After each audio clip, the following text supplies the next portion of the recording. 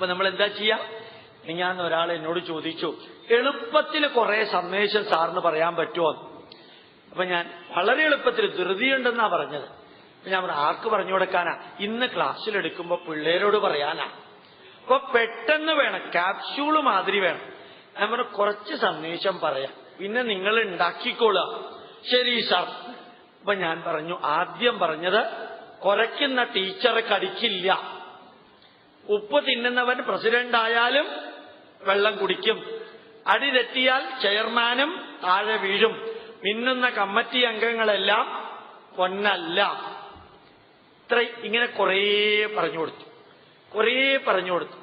അപ്പൊ അദ്ദേഹത്തിന് മനസ്സിലായി, ഇനി പേടിക്കണ്ട സാറേ, 100 പഴഞ്ചൊല്ല് എനിക്കറിയാം, ഞാൻ ഇത് ചേർത്ത് പറഞ്ഞോളാം ക്ലാസ്സിൽ. ഇത് സന്ദേശാണിത്, ഇത് കഥയല്ല, ഇത് അനുഭവമല്ല, ചെറിയ സന്ദേശം അല്ലേ?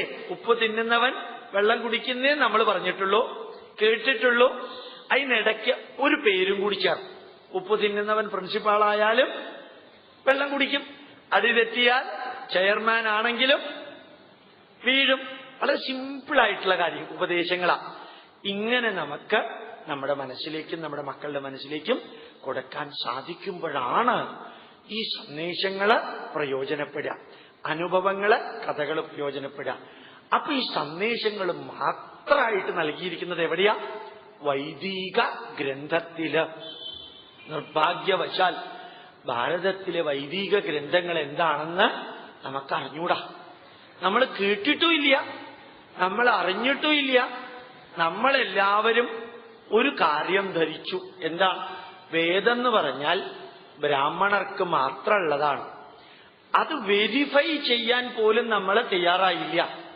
വേദം എന്താണെന്ന് അന്വേഷിക്കുക പോലും ചെയ്യാതെ താൻ വേദം കേട്ടിട്ടുണ്ടോ എന്നൊരു ചോദ്യം ആരോടെങ്കിലും ചോദിച്ചാൽ അയാൾ ഉടനെ ഉത്തരം പറയും, ഞാൻ ബ്രാഹ്മണനല്ല, പിന്നെങ്ങനെയാ ഞാൻ കേൾക്കാം? ഇപ്പൊ ബ്രാഹ്മണർക്ക് കേൾക്കരുതെന്ന്, ബ്രാഹ്മണരല്ലാത്തവർക്ക് കേൾക്കരുതെന്ന് എവിടെയാ പറഞ്ഞിരിക്കുന്നത്? എനിക്കറിഞ്ഞൂടാ. കേൾക്കരുതെന്ന് മാത്രം എനിക്കറിയാം. അത് ആരാ നിങ്ങളോട് പറഞ്ഞിരിക്കുന്നത്? അതും എനിക്കറിഞ്ഞൂടാ. പണ്ട് അച്ഛന്റെ അച്ഛൻ പറയുന്നത് കേട്ടിട്ടുണ്ട്, നമ്മൾ നായന്മാരാണ്, നായര് ശൂദ്രരാണ്, വേദം കേൾക്കരുത്. അച്ഛന്റെ അച്ഛൻ പറഞ്ഞത് ശരിയാണോ എന്ന് നിങ്ങൾ പരിശോധിച്ചിട്ടുണ്ടോ? അതൊന്നും പരിശോധിക്കാറില്ല. അച്ഛന്റെ അച്ഛൻ പറഞ്ഞ ബാക്കിയെല്ലാം ജീവിതത്തിൽ പകർത്തിയിട്ടുണ്ടോ? അതില്ല. ഇത് മാത്രം പകർത്തിയിട്ടുണ്ട്. മുത്തച്ഛൻ പറഞ്ഞത് എല്ലാം പകർത്തിയിട്ടില്ല, ഇത് മാത്രം പകർത്തിയിട്ടുണ്ട്. അത് പോട്ടെ. മഹാഭാരതം വായിച്ചിട്ടുണ്ടോ? ഇല്ല.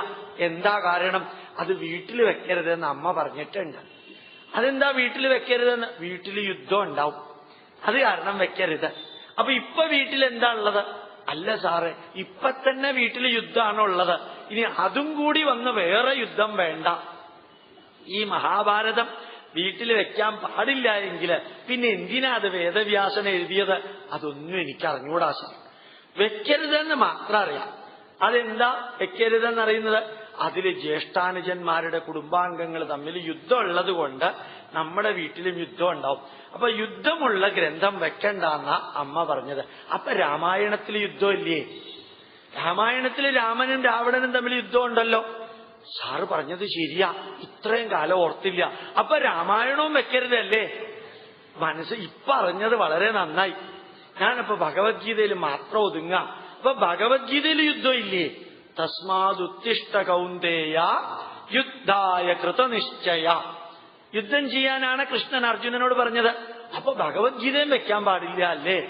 വൈകിട്ടാണെങ്കിലും അറിഞ്ഞതിൽ സന്തോഷമുണ്ട് സാറേ എന്നാ പറയാ. അതായത് നമ്മുടെ ബുദ്ധിയും നമ്മുടെ യുക്തിയും നമ്മുടെ ചിന്തകളും ആരോ എപ്പോഴോ എവിടെ വെച്ചോ എങ്ങനെയോ പറഞ്ഞതിന് പണയപ്പെടുത്തരുത്. പണയപ്പെടുത്തിയിരിക്കുകയാണെന്ന് ഞാൻ പറയണില്ല, പണയപ്പെടുത്തരുത്. റാഷണൽ, ലോജിക്കൽ ആൻഡ് സയന്റിഫിക്, ബുദ്ധിക്കും യുക്തിക്കും ശാസ്ത്രത്തിനും നിരക്കാത്തത് എന്റെ മുമ്പിലുള്ളവരെ സ്വീകരിക്കരുത്. ബുദ്ധിക്കും യുക്തിക്കും ശാസ്ത്രത്തിനും നിരക്കാത്തത് എന്റെ മുമ്പിലുള്ളവരെ സ്വീകരിക്കരുത്. വേദത്തിൽ പറഞ്ഞിരിക്കുന്നു, ആശിക്ഷായൈ പ്രശ്നിനം ഉപശിക്ഷായൈ ഉപപ്രശ്നിനം ഒന്നും ചോദ്യം ചെയ്യാതെ സ്വീകരിക്കരുത്. നിരന്തരം ചോദ്യം ചെയ്യാം. MBA സിലബസിലുള്ളവർക്ക്, MBA പഠിച്ചവരോ പഠിക്കുന്നവരോ ഇവിടെ ഉണ്ടാവും. അതിനകത്തൊരു വാക്കുണ്ട്, കെയ്സൺ, KAIZEN, കെയ്സൺ. കെയ്സൺ എന്ന് പറഞ്ഞാൽ എന്താ? You have to question everything in the world.